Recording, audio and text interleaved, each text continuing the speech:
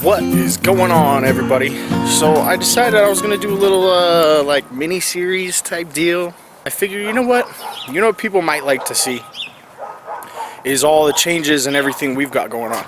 We'll start here. We take the microgreens. Cool part is you can get a couple cuts out of it. The nutritional value of microgreens when you take that many cuts, though, drops significantly.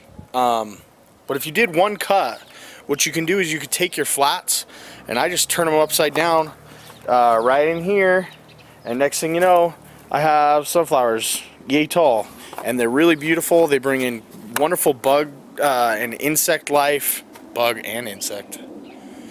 It's kind of the same thing, huh? But yeah, they bring in great insect life to the farm and the homestead, so it's kind of works out. And essentially, you've paid for it. Somebody pays for it. It's free. So let's move on to this Virginia creeper in here. And again, we're trying to get a bunch of crawling plants so that way it can kind of cover the house and you can see it. This stuff's super strong.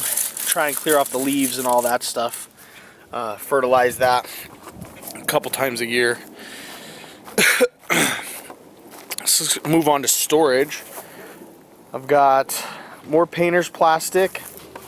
I had to cut it twice, but it is what it is. It's cheap plastic, so that's not too bad. So I'm just saving that stuff for if I need it. Got some rolls of this weed barrier. And then these are some of the Christmas tree logs that I've cut up. I'm doing a couple things. I'm gonna build a gate with that. And yeah, so I'll build a gate. Don't run on the plastic, guys. I'm gonna build a gate with that, and I might build like a farm stand. I'm not sure. We might do some other stuff. Here's another nice thing that I built here. This is all my piping for poly low tunnels, for irrigation, for whatever I need. I've put one kind of like, what is that, like 2 feet away. That way I could put smaller cuts of pipe, and then another one, I'd say about 4 feet from the first one, and then one at the very end. That way I can put varying sizes of pipe up there. And I got my lattice falling down. We don't actually use this lattice for anything yet, but lattice is so expensive, we're gonna keep it around just in case we get those crawling plants. Might hang it from the house. This is my broad fork. My father-in-law made that for me, so that's really awesome. I kind of just keep it there as storage. Painted it a flat black, classic flat black.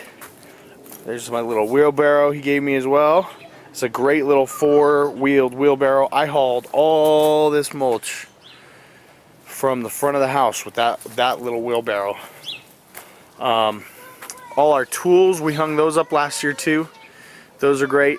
I got multiples of things and kid-sized things, so that way if I ever need help, it's super easy to just take care of and get other people on it. One of the other thing with this rack though is I don't have enough space where they're not hitting the shingles, right? And look at that little shovel. That's really cool. The little rake for the kids. But looks like yesterday this thing fell through and punctured a hole right through the plastic in this little bed. That's alright though, we're just gonna put some tape over it. One of the main tools that I use is this garden weasel.